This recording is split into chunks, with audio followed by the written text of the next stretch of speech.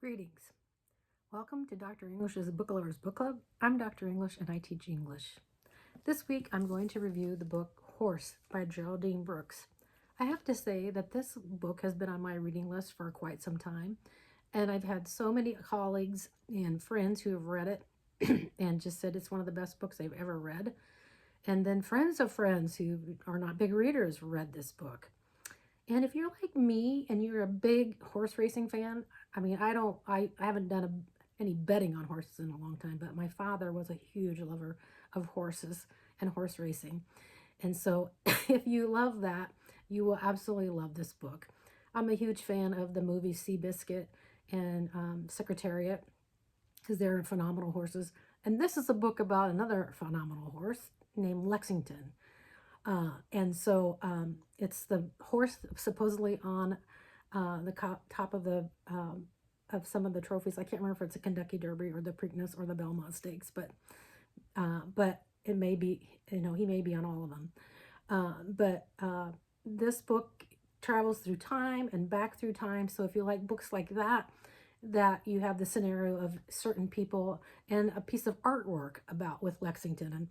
And so it's really interesting to me how she crafted this novel with the shifts in time and place, but all coming back to a moment in the 2019. That moment was almost too much for me to bear, and shocking, but not really. But I'm not going to give any spoilers.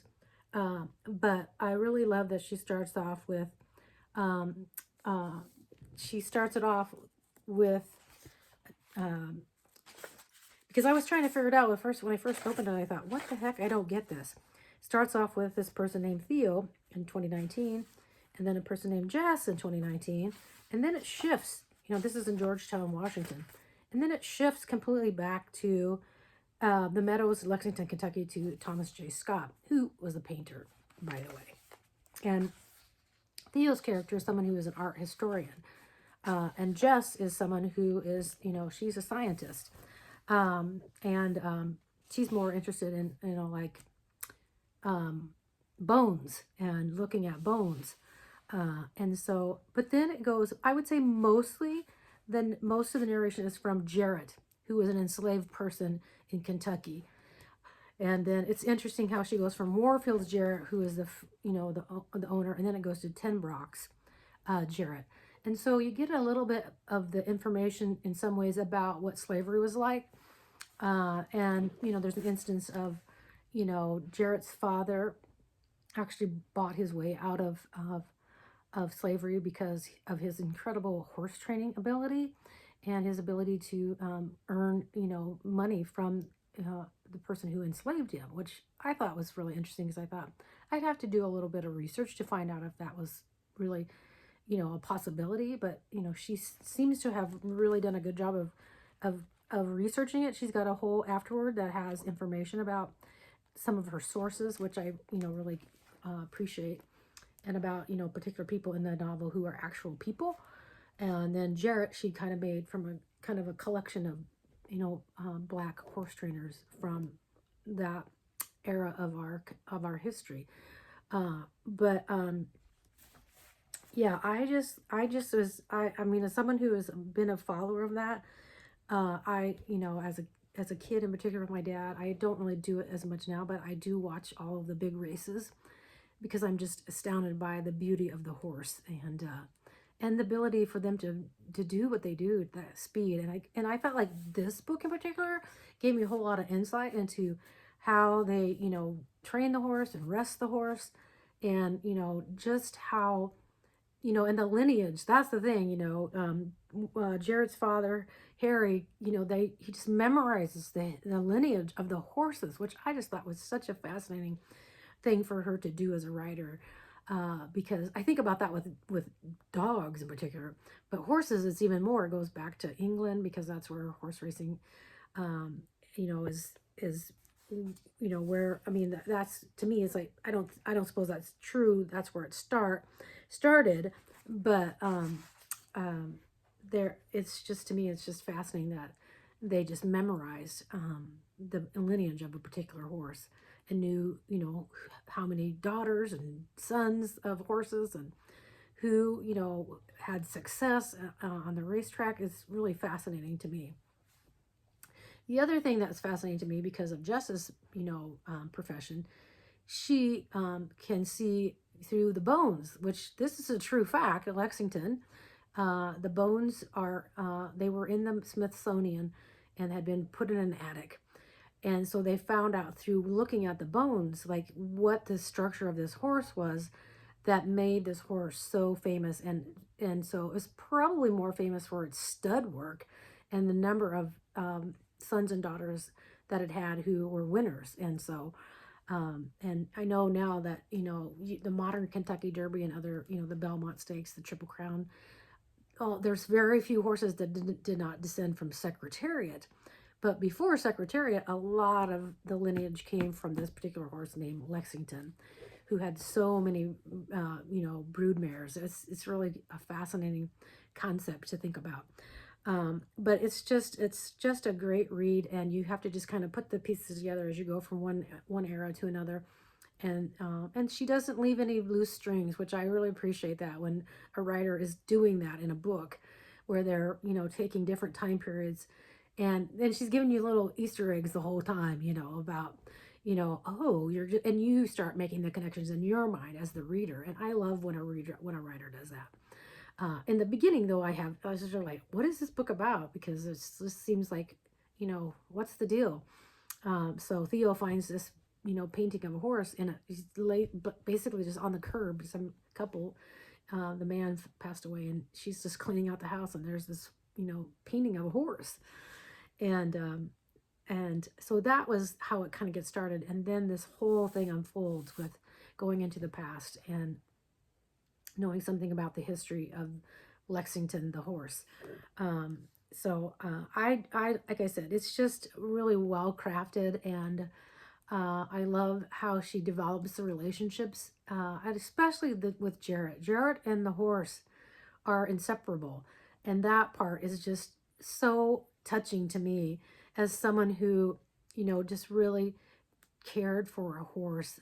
And there's a point in the novel where you're just so afraid about what's going to happen.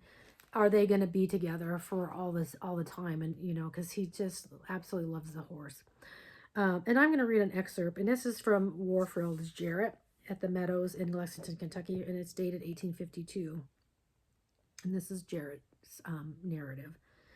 When it came to starting a racehorse, Jarrett had a different mind to his father. Harry had always followed the general practice, which was to throw a boy up for however long he could stick, as the young horse bucked and spun and put him on the ground. It would go on so until the horse, discouraged, grudgingly accepted a rider. Jarrett watched all this, but he saw it from the horse's point of view. The colt couldn't tell the difference between a harmless boy and a mountain lion that would rip his throat open.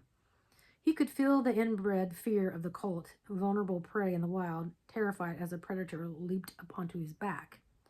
At first, Harry just waved him off, thinking it nothing but a child's fancy. But one day, tired and frustrated by a particularly recalcitrant horse, he allowed Jarrett to try it his way. The results were so persuasive that Jarrett had become the meadow's chief horsebreaker. He worked in the horse's own stall, where the colts and fillies were most relaxed. Jarrett always started with the bridle, taking it apart so that the horse learned first to accept the headpiece over his sensitive ears and later the bit in his mouth. Next came the saddle pad and surcingle, tightened in slow stages. I had to look that one up. I didn't know what that was. Surcingle? I think I said it right. Only then the extra weight of the saddle. Finally, he'd get one of the smaller boys to lie across the horse's back for a few minutes at a time, getting the horse used to the idea of carrying a human's weight. At every step, Jarrett would pat and praise the horse, reassuring him nothing terrible was happening. When the horse stood quietly, the boy would slip a leg over and sit astride. The main thing was to keep the boy on once he was up. A horse that learned he could throw a rider would remember and try it again. Often young horses would buck and rear and have to be held steady by a pair of strong grooms. But Darley, which is what Jarrett and they first named him, was Darley, not Lexington, not till he was purchased by another owner. But Darley showed no hint of fear. He took to having a rider faster than any horse Jarrett had ever worked. He cocks his back leg and drop his head just like he was fixin' to take a nap, Jarrett told his father that night over their meal. So I told John to go right ahead and mount on up, Jarrett continued. John Peter Porters was Harry's favorite young jockey, with the bantam's cock courage. He throws his leg over, and Darley picks up his head, and I swear if a horse could smile, he perked on up and looked at me as if to say, "About time, boss. What now?" And I love that. That you can see that Jarrett has such a special relationship with the horse, Darley, to become Lexington. So this is a book that I would definitely, if you could, convince your school board or your English department, I would definitely say, juniors and seniors should read this book just as an example of incredible fiction, or in a creative writing class. Like, what you could teach through this book is absolutely fascinating. I definitely think you could do it as a book club book, because it's such, and I know that there's a lot of people that have read, one of my friends who recommended it said their book club read it. So definitely could do book clubs in your classroom if you do that sort of thing.